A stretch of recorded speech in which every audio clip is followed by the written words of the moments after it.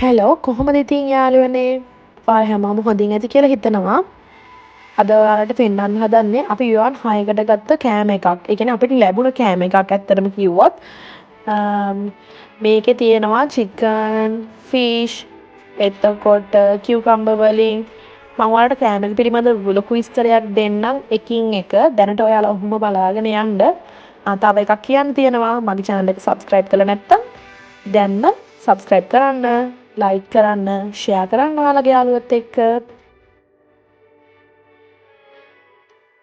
මේ කෑම එකේ ගාණ වෙන්නේ යුවාන් 6යි. ඒ කියන්නේ ලංකාවේ ගාණෙන් ගත්තොත් 257යි. මේ කෑම එක අපිට අරන් ආවේ අපේ අංකල්. එයා යුනිවර්සිටි එකේ වැඩ කරන ලෙක්චර් කෙනෙක් විදිහට. ඉතින් එයාලට මේ කෑම ගොඩක්ම අඩුවෙන් තමයි ලැබෙන්නේ. සහ ස්ටුඩන්ට්ස්ලාටත් එච්චර ලොකු ගාණකට නෙමෙයි ලංකාවේ මුදලත් එක්ක ගත්තාම හම්බ වෙන්නේ. ඒ කියන්නේ සාමාන්‍ය ලංකාවේ නම් මේ වගේ කෑම එකක් ගන්න හම්බෙන්නේ නැහනේ. රුපියල් 250කට රුපියල් 500ක් කීවත් මේ වගේ කෑම එකක් හම්බෙන්නේ නැහනේ. මෙතන තියෙනවා කෑම පෙට්ටි 1 2 3.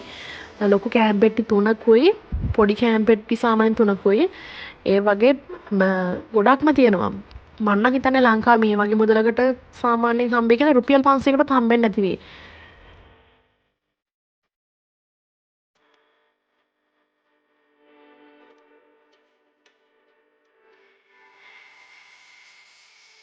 ඔලින නම් හදිසියෙන් කෑම එක බෙදා ගන්න දඟලුවාට ඒ හදිසිය නෑ කන්න නම්. වතුර ටිකක් බීලා මෙයා කෑම එක අතක ගාගෙන තමයි දඟලන්නේ අපිටත් කන්න නොදී.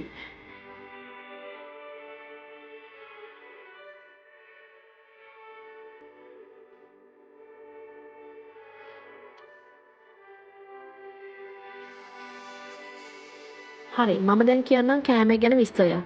මෙතන තියෙන්නේ චිකන් උයි එතකොට කියුකම්බර් ටොමැටෝස් දාලා අපේ ලංකාවේ විදිහට නම් ඩෙවල් එකක් විදිහට වගේ. ඒ වුණාට ටිකක් හරි අමුතුයි. කන්න නම් අමාරුයි. ඇත්තටම කිව්වොත් කොහොමත් චයිනීස් කෑම මේ වගේ තමයි. මට නම් චයිනීස් කෑම එකක් දෙකක් වගේ තමයි දැනට නම් රහ වුනේ. මේ තියෙන්නේ ෆිෂ්. මෙයාලගේ මාළුත් එච්චරම රහ නැහැ. රහ නැහැ කියන්නේ කොහොමත්ම රහ නැත්තනම්. ලංකාවේ නම් මට මාළු දහස් ගුණයක්ම හොඳයි. මේ තියෙන්නේ කියුකම්බර් වලින් පොඩි සලාදයක් වගේ. මෙයාලා ගොඩක්ම අමු වෙන්නේ කෑම කන්නේ. මේකත් අමු වෙන තමයි තියෙන්නේ. එතකොට මේ තියෙන්නේ ගෝවා. ගෝවා සහ බිත්තර. බිත්තර ඔම්ලට් එකක් වගේ දාලා මං හිතන්නේ ඔම්ලට් එකක් කීවට අර අපි මෙයාලා මේකට ගම්මිරිස්වත් දාලා නැහැ. ලුණු විතරයි දාලා තියෙන්නේ. දාලා අර බිත්තර කෑලි කෑලි වලට කඩලා ගෝවත් එක්ක මික්ස් කරලා තමයි තියෙන්නේ එතන. මේත් මාළු සහ අනිත් පැත්තේ තියෙන්නේත් අර චිකන් ඩෙවල් එකේම තියෙන ටික. එතන තියෙනවා කැරට් චිකන් එතකොට යාළගේ බීන්ස් ඇට වගේ තියෙනවා. මේ තියෙන්නේ නූඩල්ස් එකක්. නූඩල්ස් එකක් එක්ක ගෝවා. ඒක නම් අවුලක් නැහැ චුට්ටක් හොඳයි. මේ තියෙන්නේ මාළු මිරිස් එතකොට මේ තියෙන චිකන් ඩෙවල් එකක්. නමුත් අර රසයට වඩා වෙනස්. මේක නම් හොඳයි අර චිකන් ඩෙවල් එකට වඩා ඉස්සලා පෙන්නපු එකට වඩා. මේ තියෙනෙත් මාළු එක එක රසවලට. මේක මොන හරි කොළ జాතියක් නූඩල්ස් එක කලවම් කරලා නූඩල්ස් වඩ එක හරි අමුතු නූඩල්ස් වර්ගයක්. කන්න නම් හරි අමාරුයි. මේ කොළ වර්ගෙත් කන්නම බැහැ. මේ නම් කොමඩු. ඒක නම් ඉතින් මාර රහයි. කොමඩු මෙහෙ කොහොමත් රහයි. ලංකාවේ වඩා හොඳට පැන් රහ ගතිය තියෙනවා.